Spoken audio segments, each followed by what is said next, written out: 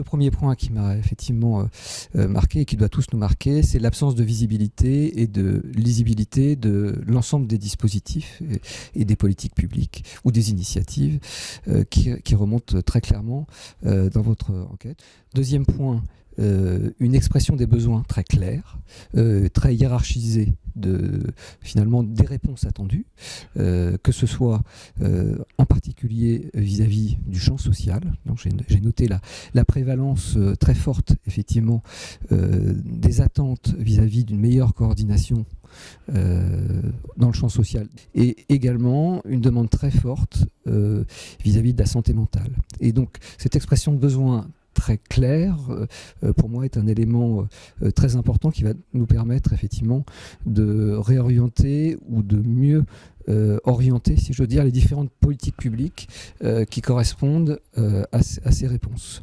Le troisième point essentiel, le plaisir que j'ai eu à voir qu'une part très significative, voire une majorité de médecins, de professionnels de santé sont prêts à s'engager dans des initiatives de coordination et de réponse, si j'ose dire, collective, quasi mission de service public, pour s'engager collectivement au bénéfice du système de santé. Ça, c'est donc effectivement un point très positif sur lequel nous devons collectivement construire et sur lequel l'ARS doit s'appuyer en appui, en gardant bien sûr l'autonomie en termes d'initiation de projet, mais en venant en appui pour les faire émerger à l'instar d'un incubateur, si j'ose dire.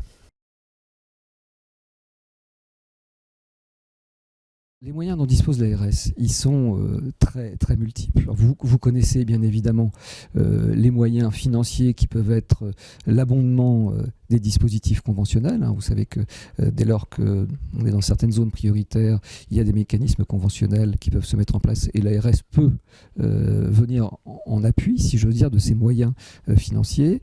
Mais indépendamment des dispositifs conventionnels, l'agence peut également, et hors territoires, si j'ose dire, qui sont délimités par ces dispositifs conventionnels, peut également venir en appui pour mettre en place effectivement des dispositifs de coordination. Mais l'agence, ce n'est pas que le financement. L'agence, c'est également, enfin au-delà du côté bien évidemment écoute et appui, c'est par exemple une responsabilité particulière dans le domaine de l'échange et du partage d'informations.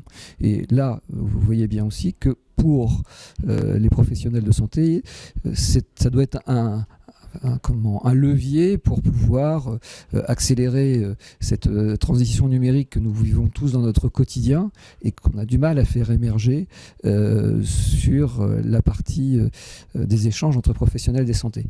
L'agence, c'est également un appui aux innovations organisationnelles. Donc on est tout à fait à l'écoute de projets innovants, à la fois pour juger de leur pertinence en termes d'efficacité pour le système, bien évidemment, et si ça marche, pour les promouvoir à la fois au niveau régional, voire au niveau national. Ce que nous souhaitons, c'est d'avoir un vrai partenariat. Donc, en tout cas, il n'est pas question pour nous d'arriver avec un modèle et en demandant à l'URPS de bien vouloir décliner ce modèle respectueusement. Donc, le territoire est au cœur de nos problématiques. Le territoire est au cœur de nos problématiques parce que nous avons une fragmentation, si j'ose dire, de haine politique publique qui rend extrêmement compliqué la lisibilité et la visibilité au niveau territorial. Donc ce que nous attendons de l'URPS en termes de cadrage déjà stratégique, c'est de voir quels sont les besoins prioritaires, comment nous pouvons répondre au mieux sur une temporalité qui soit aussi soutenable, et financièrement, et en termes de mise en œuvre, et comment voir aussi avec l'URPS, comment l'URPS, en tant qu'URPS, si je veux dire, peut venir en appui directement des professionnels de santé au bon niveau, parce que c'est pas à l'agence d'appui. Enfin, les coordinations, elles doivent être, si j'ose dire, un peu autoportantes. Et donc, elles sont l'émanation des pairs. Et donc, le RPS, qui est un pair parmi, si j'ose dire, les professionnels de santé, doit a un rôle particulier de promotion, si j'ose dire. L'agence, elle, doit rester sur des fonctions d'appui, d'aide, sans s'immiscer, si j'ose dire, dans ces organisations émergentes.